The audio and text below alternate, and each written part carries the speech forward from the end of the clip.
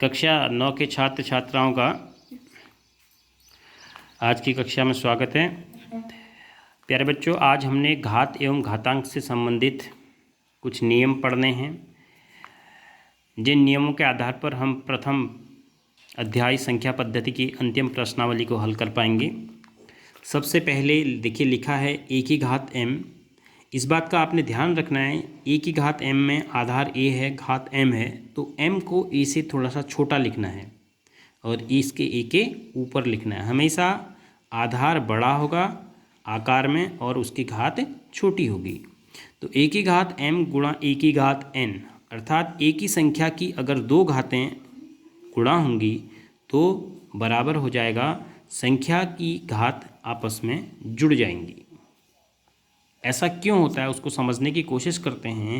जैसे आपको 3 की घात 4 में अगर 3 की घात 5 को गुणा करना है तो इसका मतलब घातें क्यों जुड़ रही हैं इसको समझना है। आप बाद में इसको 3 की घात 5 4 9 लिख देंगे, लेकिन क्यों लिखेंगे पहले उसको समझते हैं। 3 की घात 4 का मतलब होता है 3 को 3 से 4 बार गुणा करना। तो मैंने 3 की घात जो 4 है इसकी जगह ये लिख दिया। अब फिर उसके बाद गुणा का चिन्ह है, फिर 3 की घात 5 है तो मैं इसको लिख दूंगा 1 2 3 4 5 बार।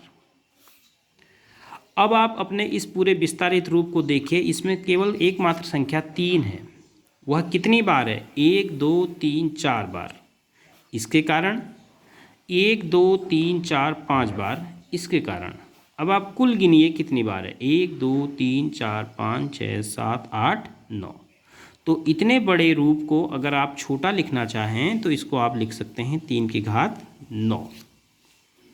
अब आप सोचिए, जब भी एक संख्या की कोई घात उसी संख्या की दूसरी घात से गुणा होगी, निश्चित रूप से विस्तारित रूप में हम ऐसे लिख पाएंगे। और जब हम ऐसे लिखेंगे तो बीच में गुणा के चिन्ह के बाद आगे की संख्याएं जुड़ जाएंगी। 3 की घात 4, इसमें 3 की घात 5, 5 3 मतलब 5 बार 3 फिर आगे को जुड़ गया, तो कुल मिलाकर 3 की घात 9 हो गया। तो आपने ये ध्यान रखना है कि जब भी किसी संख्या की कोई घात उसी संख्या की दूसरी घात के साथ गुणा हो रही है तो उत्तर आएगा संख्या की उन दोनों घातों को जोड़ के। अब यही चीज़ अगर हम भाग में सोचें, अब हम माना भाग में 2 की घात 7 में भाग देते हैं 2 की घात 3 का, तो अब इसको कैसे लिखेंगे। देखो 2 की घात 7 2 2 2 3 बार लिख लिया मैंने, 4 बार 5 बार 6 बार और ये 7 बार। तो अब भाग देना है का मतलब बट्टे कितने से? 2 की घात 3 से, यानी 2 की घात 3 लिख रहा हूँ मैं विस्तारित रूप में, ये 2 की घात 3 लिख दिया मैंने। तो अब आप सोचिए, एक कैंसिल, दूसरा कैंसिल, तीसरा कैंसिल, तो कितनी घातें घटेंगी ऊपर से? 1 2 3, 1 2 3 2 कैंसिल होंगे तो कितने बचेंगे? 7 में से 3 घटा के 2 की घात 1 2 3 4। ये अब ये 4 कैसे आया? 7 में से 3 घटा के 4 आ जाएगा। तो आपने समझना है कि हम जितनी बार भाग देंगे, जितने 2 से 1 2 3 2 से हम भाग दे रहे हैं तो 3 ही तो कटेंगे, तो 3 घातें कम हो जाएंगी ऊपर से। इसलिए जब भी 1 की घात m बट्टे 1 की घात n होगा तो आप जिसमें भाग दे रहे हैं उसकी घात से जिससे भाग दे रहे हैं उसकी घात को घटा देंगे। इस प्रकार से आपका उत्तर आएगा। अब अगला है a की घात m की घात n, मतलब 2 की घात 2 है, उसकी घात फिर 3 है, तो क्या आएगा सोचिए। पहले देखो 2 की घात 2, इस संख्या की घात 3 है तो मैं क्या लिखूंगा? 2 की घात 2 गुणा 2 की घात 2 गुणा 2 की घात 2। इसको समझिए पहले। देखो ये 2 की घात 2 एक संख्या है, ये कोष्टक के अंदर क्या है? एक संख्या है।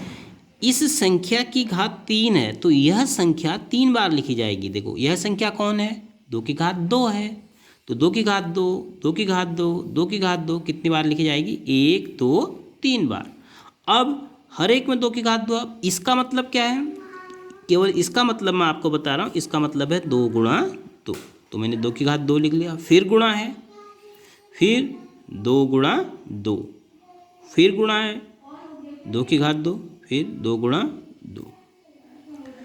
तो इसका मतलब हो गया 1 2 3 4 5 6। तो ये आपका कितना हो गया 2 की घात 6।